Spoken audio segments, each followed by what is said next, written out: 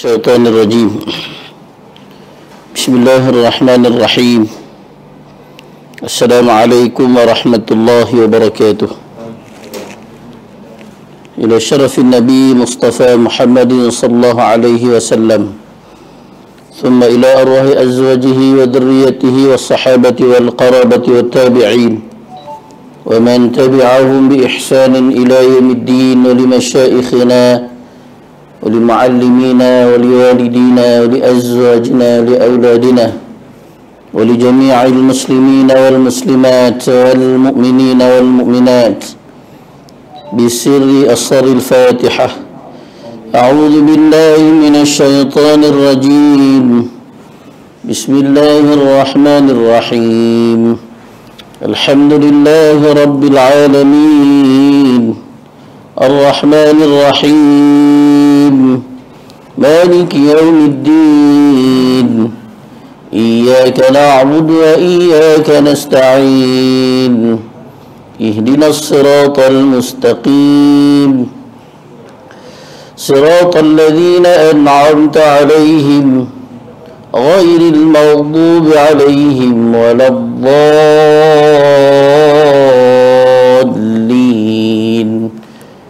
آمين. اللهم آمين. اللهم ارحمنا بالقرآن. الحمد لله رب العالمين، وبه نستعين على أمور الدنيا والدين. الصلاة والسلام على رسوله الأمين سيدنا ومولانا محمد وعلى آله وصحبه أجمعين. سبحانك لا علم لنا إلا ما علمتنا إنك أنت العليم الحكيم، ولا حول ولا قوة إلا بالله العلي العظيم. أشهد أن لا إله إلا الله، وأشهد أن محمدا رسول الله. اللهم صل على سيدنا محمد وعلى آله وصحبه وبارك وسلم. أما بعد، فعباد الله اتقوا الله، أوصيكم ونفسي بتقوى الله، فقد فاز المتقون. وقال الله تعالى في كتابه العزيز: أعوذ بالله من الشيطان الرجيم، يا أيها الذين آمنوا اتقوا الله ولتنظر نفس ما قدمت لغد واتقوا الله إن الله خبير بما تعملون. صدق الله العظيم وبلغ رسوله الكريم ونحن على ذلك من الشاهدين. Yang berusaha ayahanda pengurusi barisan ahli jawatan kuasa, Ashabul Fadilah, Tuan Imam, Tuan Bilal, tuan-tuan muslimin, hadirin sidang jemaah yang dirahmati, dikasihi oleh Allah Subhanahu wa taala. Mari sama-sama kita rafa'kan setinggi-tinggi syukur kepada Allah Subhanahu wa taala kerana Allah bagi kita peluang, ruang dan masa untuk sama-sama kita berada seketika di rumah Allah yang mulia ini, hadir majlis ilmu, hadir melaksanakan tuntutan kefarduan sembahyang salat secara berjemaah. Mudah-mudahan kita semua mendapat kasih sayang Allah Subhanahu wa taala. Mudah-mudahan kita semua terselamat daripada api neraka Allah Subhanahu wa taala. Mudah-mudahan kita semua dapat masuk syurga Allah Subhanahu wa taala, dan mudah-mudahan juga kita terselamat daripada godaan fitnah, hasutan syaitan yang mengganggu kehidupan kita orang yang beriman, insya-Allah. Allahumma amin. Tuan-tuan yang dikasihi, dirahmati oleh Allah Subhanahu wa taala, sebagaimana biasa tuan-tuan, saya sambung bacaan hadis Nabi sallallahu alaihi wasallam, berkongsi baca beberapa hadis Nabi sallallahu alaihi wasallam yang saya sambung dengan beberapa perbincangan yang lalu, beberapa pertemuan yang lalu. Saya berkongsi beberapa perkara yang disebut sebagai ujian kepada kita semua dalam kehidupan kita ini. ada ujian, ada cubaan dalam kehidupan, pasti ada jalan keluar. Dalam Islam ni dia ada jalan penyelesaian. Antaranya yang disebut, saya berkongsi dengan tuan-tuan, fitnah yang datang kepada daripada anak-anak kita, daripada golongan wanita, daripada segala-galanya yang datang, semua bentuk ujian dan ada jalan penyelesaiannya. Begitu juga dengan kehidupan kita pada waktu dan ketika ini. Antaranya tuan-tuan, jalan penyelesaian pada masalah yang kita hadapi pada hari ini, terutamanya kita yang berada di akhir zaman ini, menghadapi ujian yang datang silih berganti. Dan antara jalan penyelesaian yang ditunjukkan kepada kita oleh Nabi kita, Nabi Muhammad sallallahu alaihi wasallam, ialah dengan salat berjemaah. Tuan-tuan, kita biasa sembahyang fardu, kewajipan kita dengan Allah Subhanahu wa taala. Tapi salat fardu yang dilaksanakan secara berjemaah itu tanggungjawab masyarakat. Tanggungjawab kita semua. Kita semua akan dipertanggungjawabkan dengan sembahyang jemaah yang kita buat ni. Kita akan dipersoalkan di hadapan Allah Subhanahu wa taala. Dalam masa yang sama tuan-tuan, dengan salat jemaah yang kita buat ni jugalah, mudah-mudahan kita semua Allah Subhanahu wa taala beri perlindungan. Semasa kita hidup di dunia, Allah beri perlindungan dengan sebab kita jaga salat berjemaah. Dan pada hari akhirat nanti kita harap dengan salat jemaah yang kita lakukan ni juga Allah selamatkan kita daripada api neraka Allah Subhanahu wa taala. Sebagaimana hadis yang saya nak berkongsi baca dengan tuan-tuan pada malam ini. Tuan-tuan, utamanya kita di akhir zaman ni, antara jalan penyelesaian yang kita kena cari sebaiknya ialah dengan rajin salat berjemaah. Sebagaimana hadis yang pertama yang saya nak berkongsi baca dengan tuan-tuan pada malam ini. Hadis daripada Sayyidina Abu Darda radhiyallahu taala anhu wa ardahu. Katanya, aku mendengar Rasulullah sallallahu alaihi wasallam pernah bersabda, "Ma min thalathatin fi qaryah wa la badwin la tuqamu fihim as-salah illa qad istahwadha alaihim asy-syaitan. Fa'alaikum bil jama'ah فإنما يأكل الذئب من الغنم القاصية." Rawahu Abu Dawud. Tuan-tuan, Nabi ingatkan kita hadis daripada Sayyidina Abu Darda radhiyallahu taala anhu. Katanya Nabi sallallahu alaihi wasallam bersabda, "Ma min thalathatin fi qaryah." Tidak ada 3 orang dalam satu kampung. Lebih 3 orang ni maksudnya ramai. Kalau 3 orang pun kena buat jemaah, kena buat salat jemaah ni, kata Nabi. Wala badwin, atau di kampung halaman, di pendalaman dan sebagainya, kena juga laksanakan salat berjemaah. Dan kata Nabi, la tuqamu fihi musalla illa qad istahwadha alaihi syaitan. Kalaulah sembahyang tidak dibuat dari salat berjemaah, tidak dirikan salat berjemaah dalam satu kampung itu, kata Nabi, melainkan kampung itu, penduduk kampung itu akan mudah dipengaruhi oleh syaitan, dimakan. Sebagaimana kata Nabi, fa'alaikum bil jamaah, hendaklah kamu, wajib atas kamu berjamaah dalam sembahyang ini. Fa innama ya'kulu adh-dhi'bu min al-ghanam al-qasiyah, kata Nabi, hanya saja yang serigala ini akan makan kambing yang berseorangan, yang berasingan daripada orang.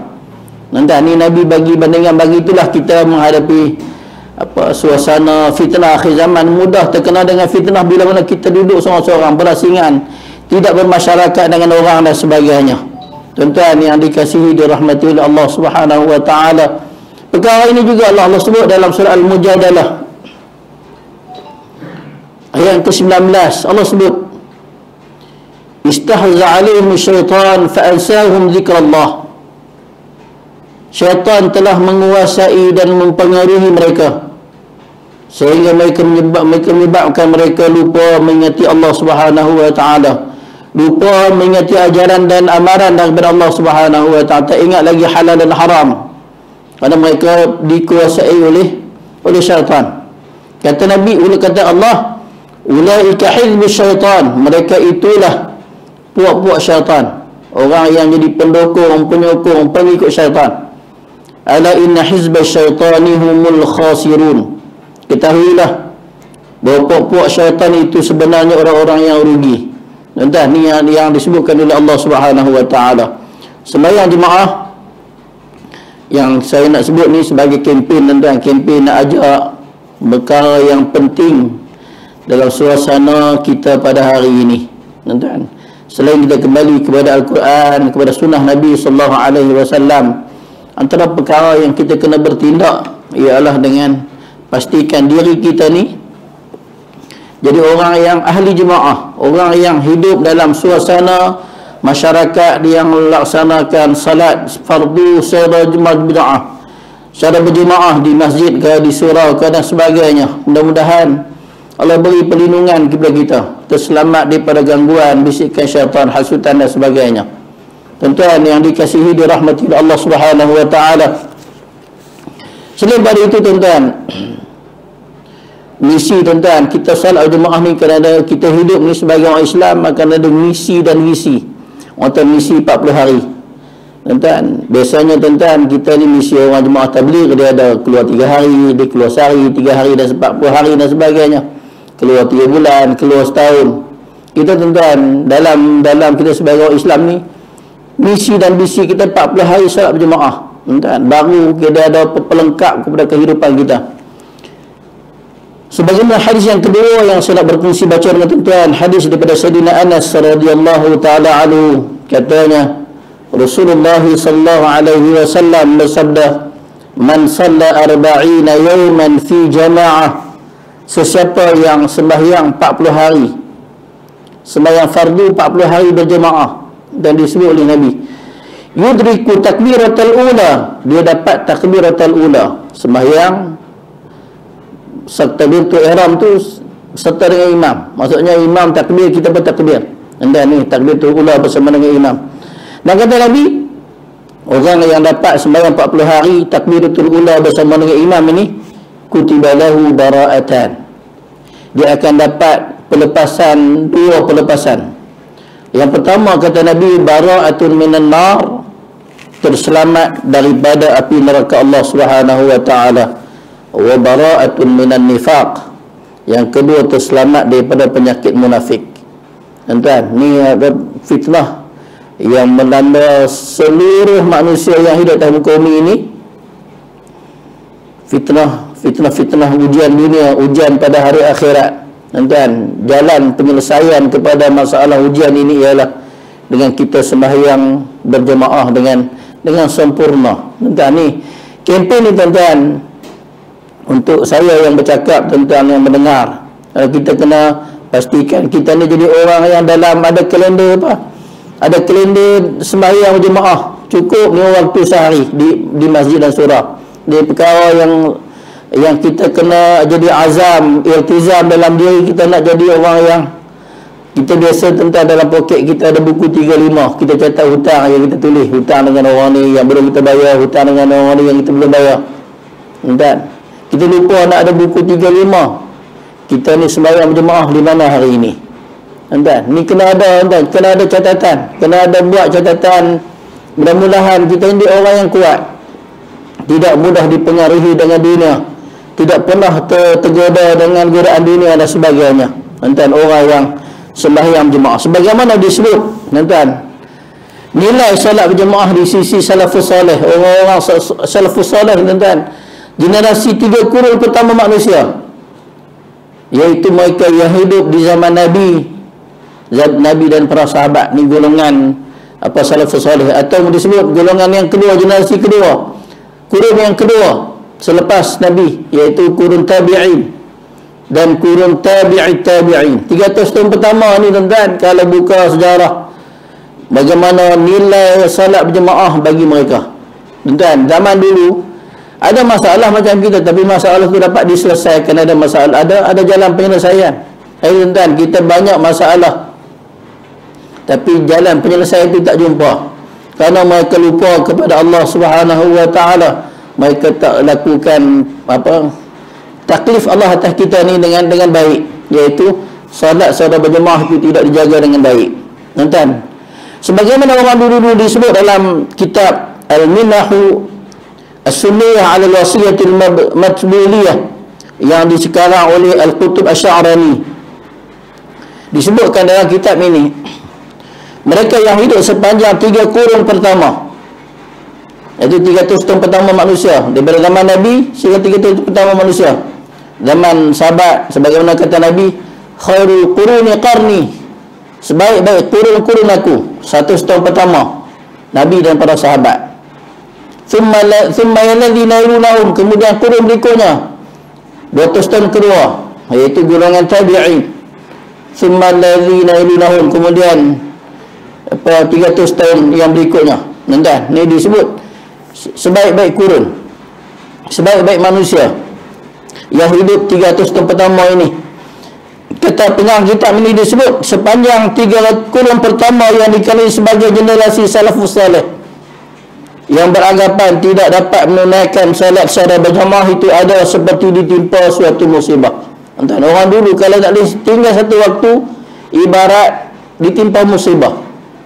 Entah, sebagaimana disebut ada beberapa kisah yang disebut dalam kitab ini. Antaranya disebut sebagai contoh, ada seorang lelaki zaman 300 tahun pertama ni, tuan-tuan, bagaimana nilai salat jemaah bagi mereka.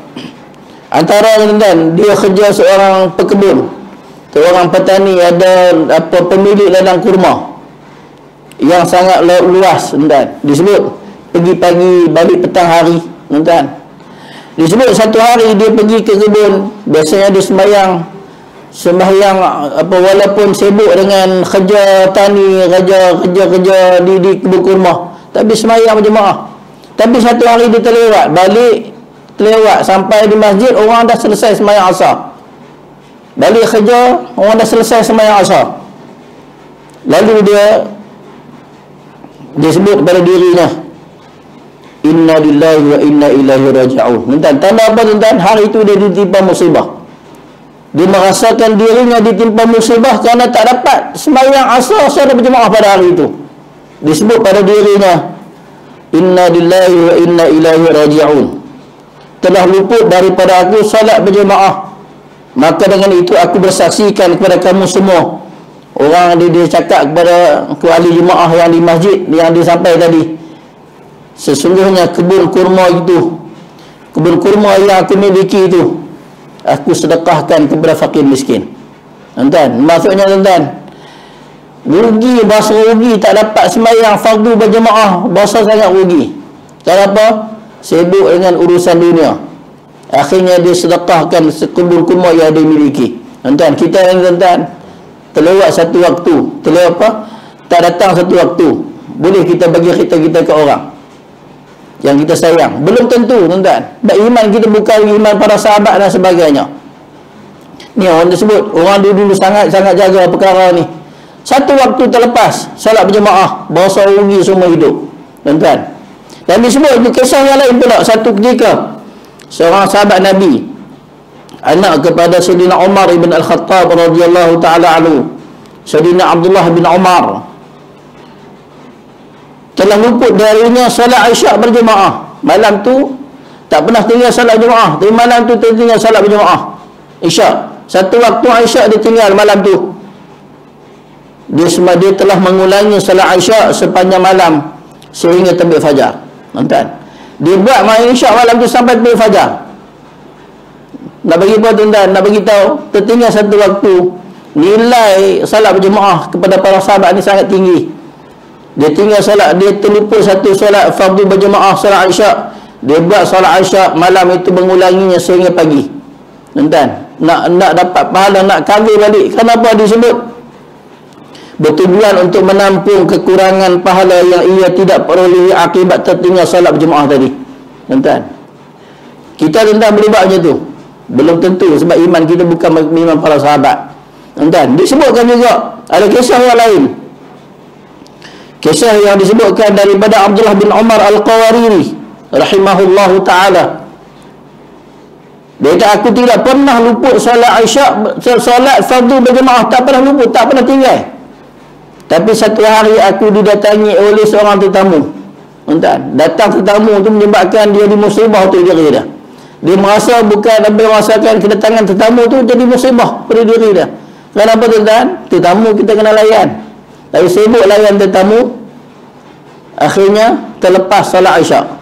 Macam hari ni tuan-tuan, kita orang yang buat kenduri contohnya, buat kenduri walimatul urus, sibuk layan tetamu, walaupun siapa kita ni benda-benda yang kena ingat selalu. Dah buat kenduri macam mana pun, jangan tinggal sembahyang berjemaah tuan-tuan. Kita buat apa, kena rasa rugi kalau tinggal solat berjemaah. Seorang sahabat seorang ni sebut, golongan tabi'in ni disebut Abdullah bin Umar Al-Qarini disebut, aku tidak pernah terluput salat fardu berjemaah, tapi satu hari aku didatangi seorang tetamu, menyebabkan aku terpaksa layannya. Akhirnya aku telah berapa lama layan tetamu ni, teringat sembahyang Isyak belum buat. Lalu pergi ke masjid. Tiba-tiba masjid dah berkunci dah. Sampai masjid dah berkunci, dah pagar dah tutup dan sebagainya. Lalu balik sembahyang bersendirian. Malam itu disebut dia sangat sedih kerana tak dapat solat Isyak. Lalu dia tidur dan sebagainya. Malam itu dia bermimpi. Tuan-tuan, dia naik kuda bersama dengan orang kampung, orang ahli qaryah, ahli jemaah yang biasa disembahyang jemaah. Ramai-ramai ahli jemaah naik kuda bersama dengan dia. Masing-masing kuda laju, kuda dia slow gerak dengan perlahan. Lalu dia bermimpi, dia sebut, dalam mimpi tu dia sebut, ditanya salah seorang ahli jemaah tadi, kenapa kuda kamu laju, kuda aku jadi perlahan, jadi slow. Ahli jemaah, salah seorang jemaah yang biasa sembahyang lagi kata dia, kamu telah memenatkan kuda kamu. Tak payah duduk bagi kuda tu bergerak laju, kuda kamu akan perlahan. Kenapa? Kerana kami solat Isyak berjemaah, sedangkan engkau solat Isyak bersendirian. Tuan-tuan, nak bagi tahu tuan-tuan, dia sangat sedih. Allah gambarkan kepada dia, tertinggal salat fardu berjemaah tu, berasa sangat rugi tuan-tuan, berbanding yang oleh bergerak perlahan menuju kepada Allah Subhanahu, dapat redha Allah Subhanahu wa taala. Tuan-tuan yang dikasihi dan rahmati oleh Allah Subhanahu wa taala. Dan disebutkan juga tentang dalam kitab yang saya baca tuan-tuan, antaranya disebut setengah para ulama salaf berpendapat bahawa seseorang itu tidak akan terluput dari solat berjemaah melainkan kerana dosa yang telah dilakukannya. Tuan-tuan, kita tuan-tuan hari ini mungkin boleh datang solat berjemaah, esok belum tentu ada kekuatan, kerana disebut mungkin ada dosa yang kita buat pada hari ini, belum kita minta ampun kepada Allah Subhanahu wa taala, dan Allah belum ampunkan dosa itu kepada kita. Entah dosa yang kita buat tu Allah belum ampun. Macam berat hari ini nak buat salat jemaah, belum tentu kita ada kekuatan untuk salat jemaah pada esok. Nanti kita minta kepada Allah Subhanahu wa taala sebelum kita tidur, kita minta kepada Allah dosa-dosa yang kita buat dengan Allah, agar Allah ampun dosa-dosa kita. Tuan-tuan, kenapa tuan-tuan? Ini disebut oleh para ulama. Pada umumnya masyarakat di zaman itu menganggap solat berjemaah adalah sesuatu yang amat penting dalam kehidupan mereka. Salafus saleh ni anggap solat berjemaah ni benda yang sangat penting dalam kehidupan. Jika ada di antara mereka yang tidak dapat menunaikan solat secara berjemaah satu waktu, maka anggota masyarakat yang lain akan mengucapkan takziah kepadanya. Tuan-tuan, ucap takziah, jumpa selepas sembahyang, ucap takziah. Kenapa kamu ditimpa musibah? Sebab apa tak datang solat berjemaah dengan kami? Tuan-tuan, berapa hari disebut? Selama seminggu. Satu salat fardu dia miss, ucap takziah kepada dia seminggu. Tuan-tuan, kita libat tuan, marah orang kita. Tuan-tuan, ucap dapat jumpa hari dah malam tak datang sembahyang. Hari besok jumpa ucap takziah kepada dia, marah dia. Tuan-tuan, ni orang dulu tuan, jadi nak sebagai peringatan kepada kita semua. Seminggu ucap takziah. Ada yang meriwayatkan walaupun hanya terlewat satu waktu, satu rakaat saja, tuan, datang solat jemaah tapi orang kata masbuk semua. Masbuk panjang. Tak rajin dapat takbiratul ula dengan imam. Imam dah selesai dekat tahiyat akhir ni sampai. Contohnya tuan, kita dah saya sama duduk dalam masjid. Duduk ke masjid. Kadang-kadang kita dah rasa belum qomat lagi ni. Contohnya ada perlawanan bola pula. Pilih semua start bola tuan. Balik lepas main maghrib, balik rumah dulu contohnya. Ini Isyak sempat tengok sedap main, dia dekat masjid qomat tiba dah qamah dah sembahyang bagi kita tengok tuan. Ni belum berlaku tuan. Atau disebut kita ni apa orang biasa duduk dalam kawasan masjid dekat dengan surau contohnya, duduk pandang dia macam pandang ringan dengan perkara ni. Alah, tak bila tak kemat lagi ni, baru azan, orang tak selesai main sunat lagi contohnya. Kita begitu, perasaan kita begitu. Turun-turun orang dah selesai 2 rakaat contohnya. Entah, dia sebut orang dulu terlewat 1 rakaat juga, ucap ta'azah 3 hari betul-betul. Terlewat 1 rakaat je, ucap ta'azah 3 hari betul-betul. Kita tuan-tuan, Nabi kita sangat tinggi nilai jemaah, solat berjemaah di kalangan salafus salih. Mereka juga akan mengucapkan ta'ziyah selama 3 hari betul-betul kepada sesiapa saja yang terlewat dan tidak mendapat takbiratul ula beserta dengan imam. Andan, ta'ziyah 3 hari kerana datang lewat, jadi masbuk panjang. Kenapa disebut? Mereka memandang kepentingan solat berjemaah bagi mereka. Andan, sebagai peringatan untuk saya bercakap tuan-tuan yang mendengar, kempen tuan-tuan kena buat secara berterusan. Mudah-mudahan kita semua terselamat daripada ujian sementara kita masih hidup di dunia ini. Tuan-tuan yang dikasihi dirahmati oleh Allah Subhanahu wa taala. Dan disebut bab bandingan tuan-tuan nilai salat berjemaah di sisi masyarakat kita pada hari ini dan bagaimana merawati masalah ini tuan-tuan. Ini disebut dalam kitab ni, kita nak buat bandingan kita pada hari ini, nak banding dengan dulu bagaimana pelaksanaan salat fardu berjemaah mereka. Antaranya disebut dewasa ini kita dapati kebanyakan ahli masyarakat kita sudah jauh dari sifat berlumba-lumba menunaikan tanggungjawab masyarakat. Dan disebut dalam kitab ini, salat berjemaah ni tanggungjawab masyarakat. Ahli masyarakat yang hidup dalam satu kampung, satu taman, satu flat ni kena ada tanggungjawab masyarakat terhadap surau yang didirikan dalam kampung tu. Dan masjid tu ada masjid, ada surau yang didirikan, dia tanggungjawab dia untuk imarahkan surau tu, untuk hadir salat berjemaah. Ini tanggungjawab kita semua. Mereka lebih suka mementingkan diri sendiri. Ini berlaku zaman kita. Ini fitnah yang berlaku, ujian kepada kita. Mementingkan diri sendiri, buat tak beli, dengar lawangan azan, tak datang-datang, buat tak beli, tak sahut seorang itu. Entah ni hidup. Sifat suka mementingkan diri sendiri itu akan lebih ketara, terutamanya dalam urusan keakhiratan seperti salat jenazah, salat berjemaah dan sebagainya. Contohnya dibagi contoh kita dapat datang ziarah ada kematian. Berapa ramai yang datang ziarah? Ramai datang ziarah. Berapa ramai yang salat jenazah? Dia tak tahu salat jenazah tu fadilat dia besar. Sebagai disebut oleh Nabi, pahala salat jenazah itu ibarat pahala satu qirat. Satu qirat ni ibarat satu besar gunung Uhud, bukit Uhud tu. Tapi kita tak ambil kisah benda ni. Ni benda yang kita nampak macam biasa, tapi fadilat kelebihan sangat besar. Solat jenazah tu pahala besar. Begitu juga dengan solat berjemaah. Tak ada masjid, usaha cari duit buat masjid. Tapi ada masjid, tak usaha untuk penuhkan masjid. Ni kita menjadi fitrah kepada kita di akhir zaman ini. Sebagaimana yang kita ketahui di sebelah kita ini, hukum salat berjemaah dalam mazhab kita, mazhab Syafi'i, ialah fardu kifayah. Fardu kifayah bermaksud apabila sebahagian anggota masyarakat sudah menunaikan perkara itu, maka anggota masyarakat yang lain sudah dikira terlepas daripada dipersoalkan. Ini hukum ta'rif fardu kifayah. Tapi tuan-tuan, kita nampak macam orang lain buat, aku tak payah. Itu fardu kifayah bagi kita, untuk mindset kita, apa yang kita pegang selama ni.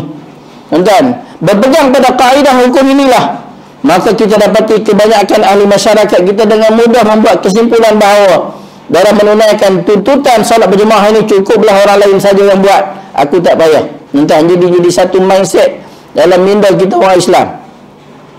Ada kalangan mereka yang perlu membuat pantun ringkas mengatakan fardu kifayah, orang buat, aku tak payah. Tuan-tuan, jadi buat pantun pula tuan-tuan, nak bagi Allahu Akbar. Disebut tuan-tuan dengan apa nilai salat berjemaah kepada kita pada hari ini. Namun tahukah kita bahawa pendirian begini sebenarnya membawa kesan buruk yang amat mendalam terhadap perpaduan dan kekuatan umat Islam. Tuan-tuan, ini salah satu perkara kekuatan dan perpaduan di kalangan Islam tu Allah cabut kerana mereka tak jaga salat berjemaah ini. Sebahagian besar masyarakat kita tidak menyedarinya. Kita ni tak sedar benda ni berlaku. Satu demi satu kekuatan kita Allah cabut. Dipandang sepi orang Islam dan sebagainya. Tuan-tuan, Nabi ingatkan kita, tuan-tuan, solat berjamaah ni dibuatkan kita ni kuat. Hati kita ni ada cacing di antara satu sama lain. Orang Islam susah, kita berasa susah. Orang Islam susah, yang lain susah, kita berasa susah. Orang Islam yang menderita, kita akan berasa derita. Tuan-tuan, ni ada cacing. Zaman dulu begitu. Setiap orang Islam ni dia ada hatinya saling bertahu di antara satu sama lain. Kenapa mereka jaga? Berasa sedih bila orang Islam ditindas dan sebagainya. Tapi tuan-tuan, berlaku pada kita kenapa kita tak jaga perkara ini. Sembahyang jemaah pun tidak. Datang salat jemaah, sahnya tinggal langgar dan sebagainya. Tuan-tuan, ini disebut oleh Nabi. Hadis daripada Abi Mas'ud radhiyallahu taala anhu. Katanya, kana Rasulullah sallallahu alaihi wasallam yamsahu manakibana fi salah. Nabi ni bila mana nak sembahyang, Nabi akan menyapu bau-bau kami. Nabi tepuk belakang kami ni. Wa yaqulu, Nabi sebut, istau, macam kita dah sebutlah, istau, betulkan saf, rapatkan saf, luruskan saf, Nabi sebut. Wala takhtalifu, dan jangan kamu berselisih, berbengkok-bengkok, tak sama tumit dan sebagainya. Nanti ni Nabi sebut, fatakhtalifa qulubukum, nescaya akan bengkok-bengkok hati kamu. Nanti ni tak betulkan saf, menyebabkan hati kita ni dalam sembahyang pun tak betul hati. Bagaimana dia sembahyang, bercakaran sesama sendiri. Nanti ni disebut salah satu perkara nak satukan hati orang Islam, pastikan mereka datang salat berjamaah, baru hati mereka ni disatukan oleh Allah Subhanahu wa taala. Kata Nabi, liyalini minkum ulul ahlam wan nuha.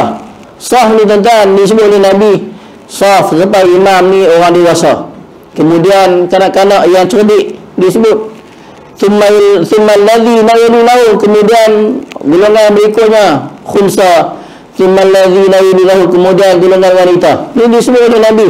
Maksudnya dalam salat jemaah juga diajar kepada kita mesti diimamkan dengan imam.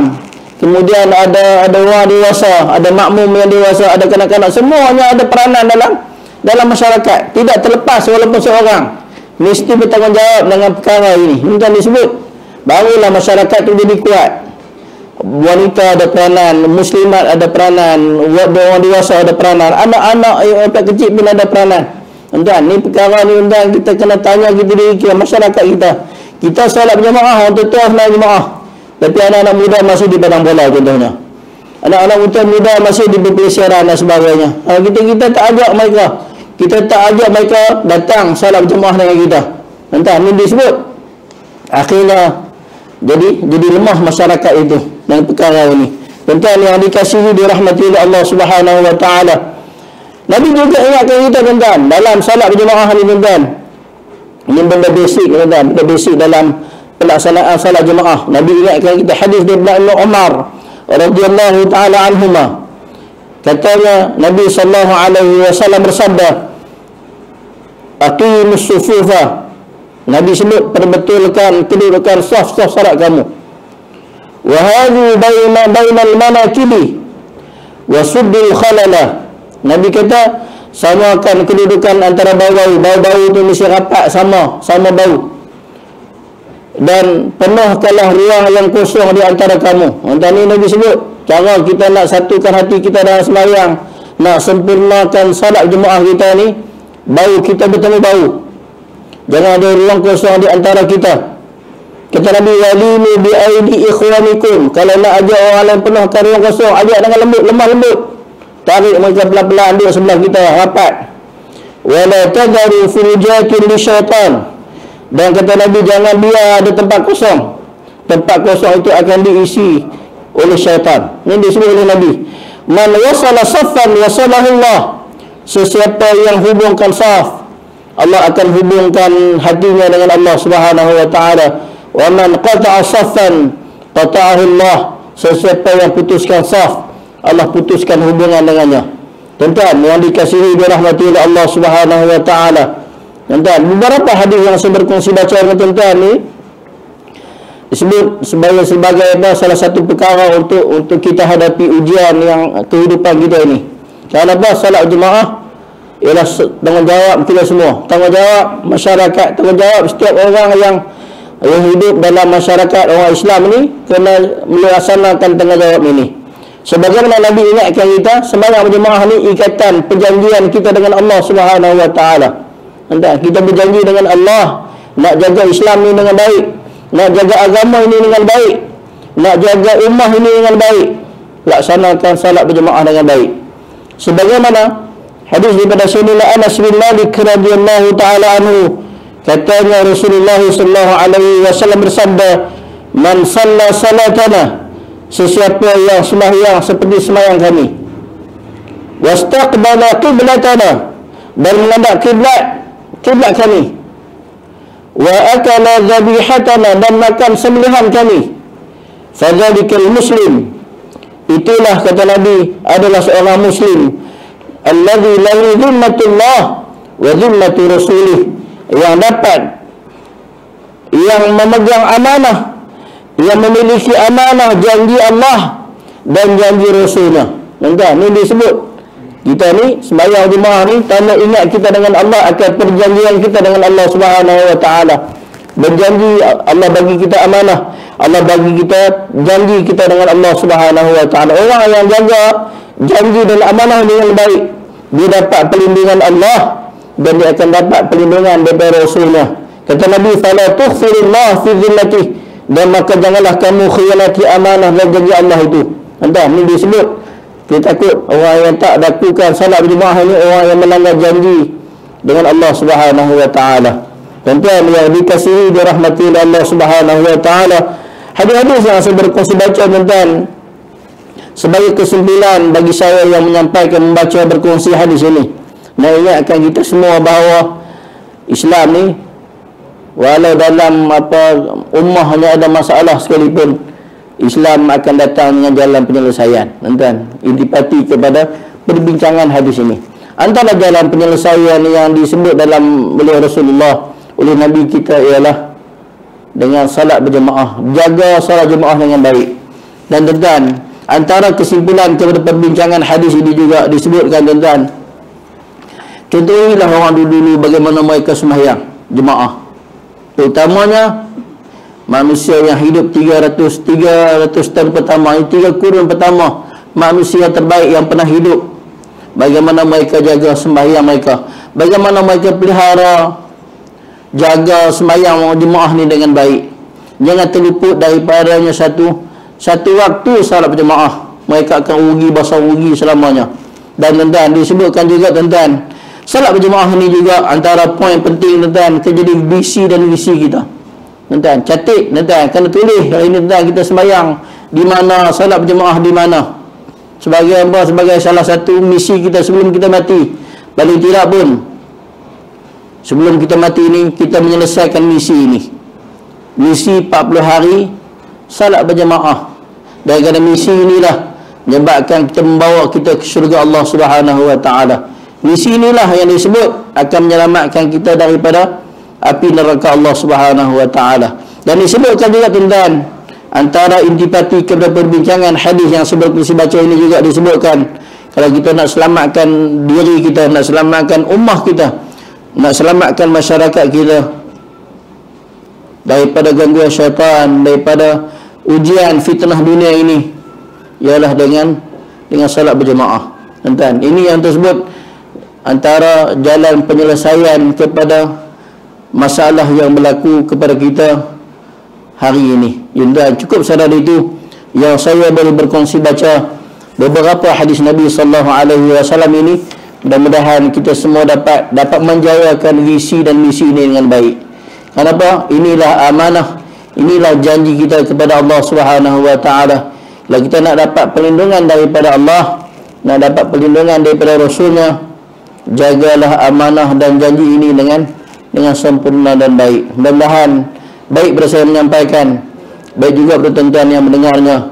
Subhanakallah bihamdihi, subhanakallah bihamdika, nashhadu wa nastaghfiruka wa natubu ilaik. Bismillahirrahmanirrahim. Alhamdulillahi rabbil alamin, wassalatu wassalamu ala asyrafil anbiya'i wal mursalin, سيدنا ومولانا محمد وعلى آله وصحبه أجمعين. اللهم انفعنا بما علمتنا وعلمنا بما ينفعنا. ربنا زدنا علما وارزقنا فهما. اللهم فقهنا في الدين وعلمنا التأويل واهدنا صراطك المستقيم. اللهم اجعل جمعنا هذا جمع مرحوما وتفرقنا من بعده تفرقا معصوما.